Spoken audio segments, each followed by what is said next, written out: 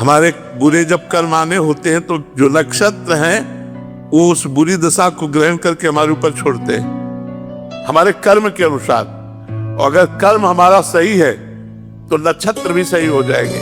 वो कर्म की परंपरा से चलते हैं। जैसे अब हमको बुरा समय व्यतीत करना है, बड़ा कष्ट भोगना है, तो नक्षत्र बुरी दशा में बैठ जाएंगे जाके, क्योंकि कर्म के अनुसार भोगना है। अगर हमारा सही समय आ गया है तो नक्षत्र जो है अच्छी दशा में बैठ जाएंगे। और एक दशा हम तुम्हें बताए देते हैं, यदि भगवान की शरण में हो तो 7.5 शनिचर रोज लगा रहे, कुछ नहीं उखाड़ पाएगा।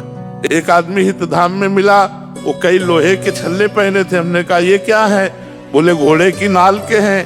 हमने कहा इनसे क्या होता है? बोले शनिचर का प्रभाव नहीं चढ़ेगा हमारे ऊपर। अरे वो घोड़ा तो बच नहीं पा रहा, कुंतलो बनो लद करके रोड में दौड़ रहा है, और उसकी नाल तुम पहन लोगे, वो नाल तुम्हें बचा लेगी कर्म बंधन से। अरे राधा राधा रटो, राधा राधा रटो, इधर उधर के चक्कर में मत पड़ो, भगवान की शरण में होकर अच्छे आचरण करो।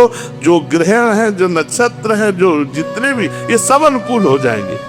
ये बुरी दशा में होने पर भी आपका मंगल करेंगे। क्यों? क्योंकि आप मंगल भवन भगवान की शरण में हो। हमें तो एक ही बात समझ में आती, राधा। जहाँ राधा वहाँ कोई बाधा नहीं। जिसको 7.5 चढ़ा हो, राधा राधा रटना। अगर कुछ बिगड़ जाए तो हमें बता देना। और ऐसे चाहे कुंतलो तेल चढ़ा दो, शनि भगवान प्रसन्न होने वाले नहीं। भगवत विमुख होकर मनमानी आचरण करने वाले के ऊपर ये देवता है, ये सब नक्षत्र देवता हैं, और ये सब भगवान के पार्षद हैं। जब आप भगवान के सम्मुख हो जाओगे तो ये कृपा करने लगेंगे, ये आपका विरोध छोड़ देंगे। और जब आप भगवान से विमुख आचरण करोगे तो यही आपका विरोध करने लगेंगे, अशांति पैदा कर देंगे, विघ्न पैदा कर देंगे, विपत्ति पैदा कर देंगे। वैसे सिद्धांतिक ये है कि जब हमारा बुरी दशा आने को होती है तो हमारे जो ग्रह नक्षत्र हैं वो बुरी दशा पे बैठ जाते हैं और हमें दंड देने लगते हैं। और जो हमारी अच्छी दशा आनी होती है तो ये अच्छी दशा पे बैठ जाते हैं। पर भगवान की शरणागति में ये बुरी दशा में भी बैठे हो तो भी हमारा मंगल होगा, अमंगल नहीं हो सकता।